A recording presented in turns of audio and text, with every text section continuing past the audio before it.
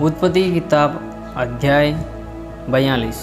याकूब का अपने पुत्रों को मिस्र भेजना। जब याकूब ने सुना कि मिस्र में अन्न है, तब उसने अपने पुत्रों से कहा, तुम एक दूसरे का मुंह क्यों देख रहे हो? फिर उसने कहा, मैंने सुना है कि मिस्र में अन्न है, इसलिए तुम लोग वहाँ जाकर हमारे लिए अन्न मोल ले आओ, जिससे हम न मरे वरन जीवित रहे। अतः यूसुफ के 10 भाई अन्न मोल लेने के लिए मिस्र को गए। पर यूसुफ के भाई बिन्यामीन को याकूब ने यह सोचकर भाइयों के साथ न भेजा कि कहीं ऐसा न हो कि उस कोई विपत्ति आ पड़े। इस प्रकार जो लोग अन्न मोल लेने आए, उनके साथ इजराइल के पुत्र भी आए। कनान देश में भी भारी अकाल था। यूसुफ तो मिस्र देश का अधिकारी था और उस देश के सब लोगों के हाथ वही अन्न बेचता था। इसलिए जब यूसुफ के भाई आए, तब भूमि पर मुंह के बल गिरकर उसको दंडवत किया। उनको देखकर यूसुफ ने पहचान तो लिया, परंतु उनके सामने भोला बनकर कठोरता के साथ उनसे पूछा, तुम कहाँ से आते हो? उन्होंने कहा, हम तो कनान देश से अन्न मोल लेने के लिए आए हैं। यूसुफ ने अपने भाइयों को पहचान लिया, परंतु उन्होंने उसको न पहचाना। तब यूसुफ अपने उन सपनों को स्मरण करके जो उसने उनके विषय में देखे थे, उनसे कहने लगा, तुम भेदिए हो, इस देश की दुर्दशा को देखने के लिए आए हो। उन्होंने उससे कहा, नहीं नहीं, हे प्रभु, तेरे दास भोजन वस्तु मोल लेने के लिए आए हैं। हम सब एक ही पिता के पुत्र हैं, हम सीधे मनुष्य हैं, तेरे दास भेदिए नहीं। उसने उनसे कहा, नहीं नहीं, तुम इस देश की दुर्दशा देखने ही को आए हो। उन्होंने कहा, हम तेरे दास 12 भाई हैं और कनान देशवासी एक ही पुरुष के पुत्र हैं, और छोटा इस समय हमारे पिता के पास है और एक जाता रहा। तब यूसुफ ने उनसे कहा, मैंने तो तुमसे कह दिया कि तुम भेदिए हो, अतः इस रीति से तुम परखे जाओगे। हिरौन के जीवन की शपथ, जब तक तुम्हारा छोटा भाई यहाँ न आए, तब तक तुम यहाँ से न निकलने पाओगे। इसलिए अपने में से एक को भेज दो कि वह तुम्हारे भाई को ले आए, और तुम लोग बंदी रहोगे। इस प्रकार तुम्हारी बातें परखी जाएंगी कि तुम में सच्चाई है कि नहीं। यदि सच्चे न ठहरे, तब तो फिरौन के जीवन की शपथ तुम निश्चय ही भेदिए समझे जाओगे। तब उसने उनको 3 दिन तक बंदी गृह में रखा। तीसरे दिन यूसुफ ने उनसे कहा, एक काम करो, तब जीवित रहोगे, क्योंकि मैं परमेश्वर का भय मानता हूँ।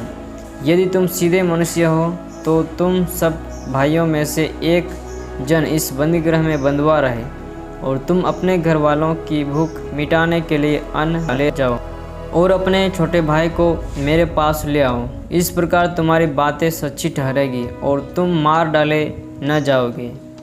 तब उन्होंने वैसा ही किया।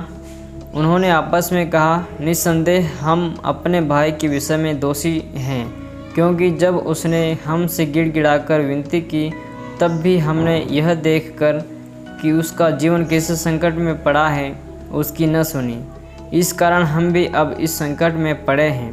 रूबेन ने उनसे कहा, क्या मैंने तुमसे न कहा था कि लड़के के अपराधी मत बनो? परंतु तुमने न सुना। देखो, अब उसके लहू का बदला लिया जाता है।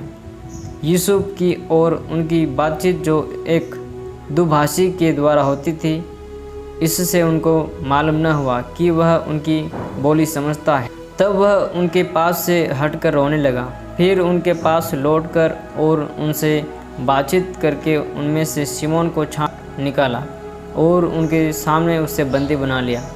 याकूब के पुत्रों का कनान लौटना। तब यूसुफ ने आज्ञा दी कि उनके बोरे अन्न से भरो और एक एक जन के बोरे में उसके रुपये को भी रख दो। फिर उनको मार्ग के लिए भोजन वस्तु दो। अतः उनके साथ ऐसा ही किया गया।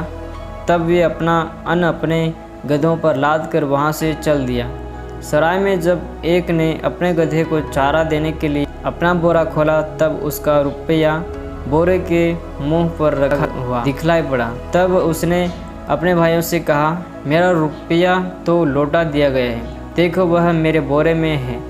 तब उनके जी में जी न रहा। और वे एक दूसरे की ओर भय से ताकने लगे और बोले, परमेश्वर ने यह हमसे क्या किया है। तब वे कनान देश में अपने पिता याकूब के पास आए और अपना सारा वृत्तांत उसे इस प्रकार वर्णन किया।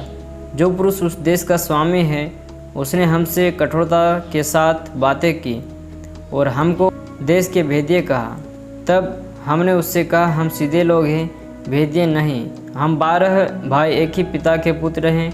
एक तो जाता रहा परंतु छोटा इस समय कनान देश में हमारे पिता के पास है। तब उस पुरुष ने जो उस देश का स्वामी है हमसे कहा, इससे मालूम हो जाएगा कि तुम सीधे मनुष्य हो।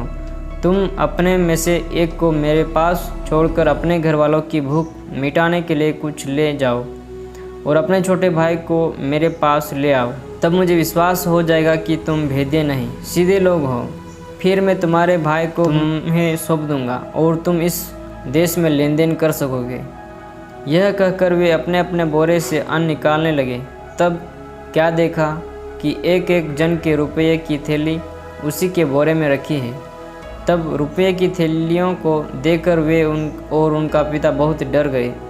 तब उनके पिता याकूब ने उनसे कहा, मुझको तुमने निर्वंश कर दिया। देखो, यूसुफ नहीं रहा और शमौन भी नहीं आया और अब तुम बिन्यामीन को भी ले जाना चाहते हो। ये सब विपत्तियाँ मेरे ऊपर आ पड़े हैं। रूबेन ने अपने पिता से कहा, यदि मैं उसको तेरे पास न लाऊं तो मेरे दोनों पुत्रों को मार डालना। तू उसको मेरे हाथ में सौंप दे, मैं उसे तेरे पास फिर पहुंचा दूंगा। उसने कहा, मेरा पुत्र तुम्हारे संग न जाएगा, क्योंकि उसका भाई मर गया है और वह अब अकेला रह गया है। इसलिए जिस मार्ग से तुम जाओगे उसमें यदि उस पर कोई विपत्ति आ पड़े, तब तो तुम्हारे कारण मैं इस बुढ़ापे की अवस्था में शोक के साथ अधोलोक में उतर जाऊंगा।